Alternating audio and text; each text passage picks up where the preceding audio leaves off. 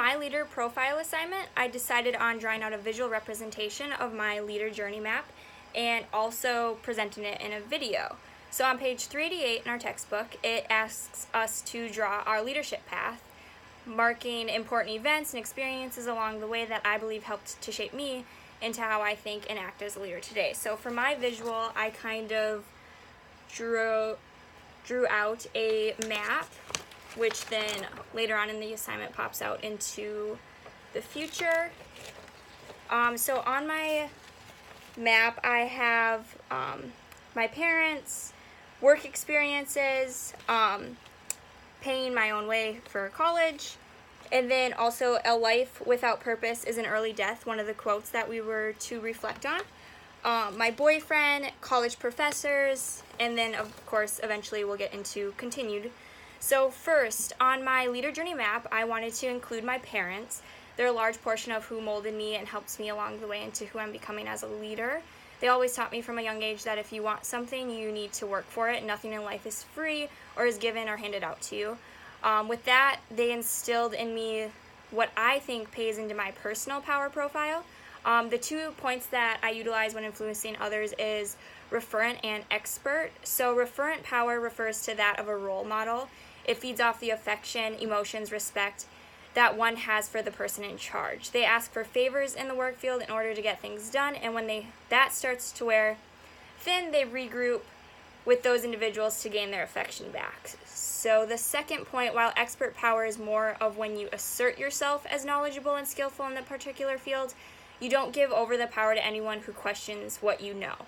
By doing that, you assert yourself as a more legitimate leader. So for example, I work in the marketing department for a real estate firm, and my expertise is on advertisement portals and gathering analytical data for those portals that we utilize to better help our clients. I'm the youngest person on the marketing team, so when we hire more future employees to work for us, my job is to train them on how to gather that data. So some of the employees were significantly older than myself and were slightly questioning my expertise and what I was training them on, which then made me have to really work at gaining their respect to then be able to show them that I was knowledgeable and skillful in what I was training them on. Another aspect on my journey path is my first employer, work experience. I worked for a local sub shop for 5 years. It helped me to realize how to interact with people, in which I believe my MBTI personality assessment and my 4-letter type, which is ISTJ, helped me in those areas. The aspects of my personality that may be an asset to me as a leader would have to be my thinking over feeling. I like to analyze things from all sides to try and avoid potential problems, risks, which helped me a lot in the customer service field.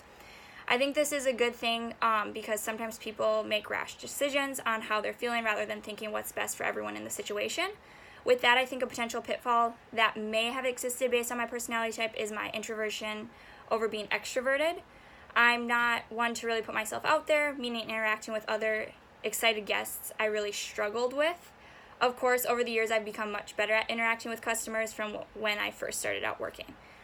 All of my experience, I believe, play into my terminal instrumental values as well, which consists around happiness, family, friends, independency, intellectual, honesty, forgiving, loving, and wisdom, to just name a few.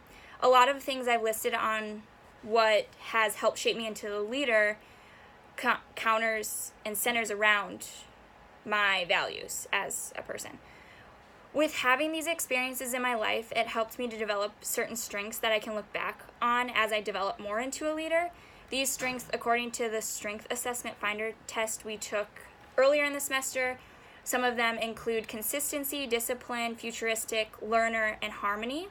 Where I've invested in developing my strengths is always to be working towards having goals and meeting deadlines and having a consistent schedule in order to level up in the future, so to say. I can continue to leverage these strengths by continuously working on bettering them and fine-tuning what I need to know.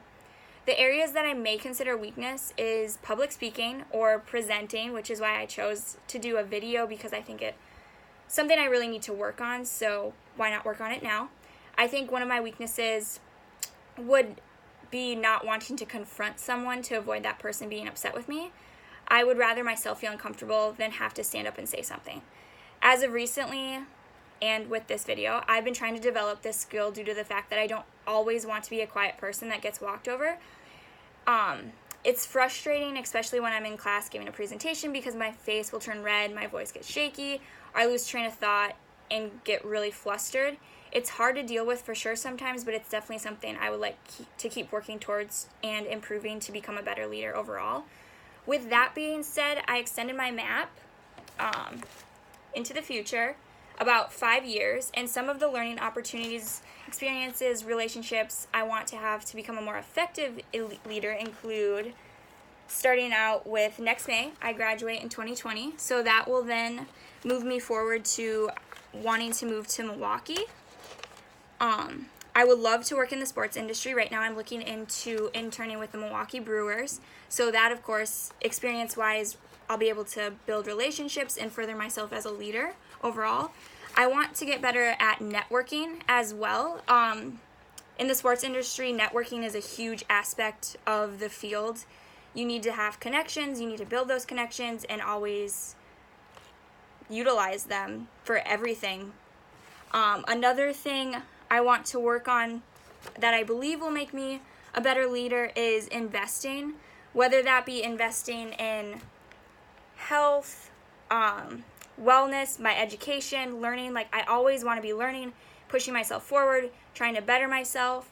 A big thing I really want to get into, just because I really struggle with public speaking, is Milwaukee, and I'm sure Chicago as well, but I've looked into Milwaukee because that's where I want to be.